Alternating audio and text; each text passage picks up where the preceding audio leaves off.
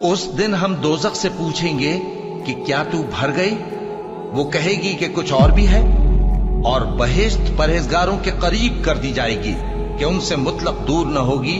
यही वो चीज है जिसका तुमसे वादा किया जाता था, यानी हर रुजू लाने वाले, हिफाजत करने वाले से, जो रहमान से बिन देखे डरता रहा और रुजू करने वाला दिल लेकर आया, उसमें सलामती के साथ दाखिल हो जाओ।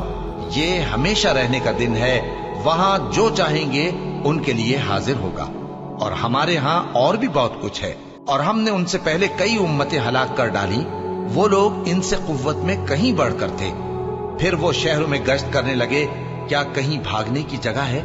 जो शख्स दिले आगाह रखता है या दिल से मुतवज्जे होकर सुनता है, उसके लिए इसमें नसीहत है।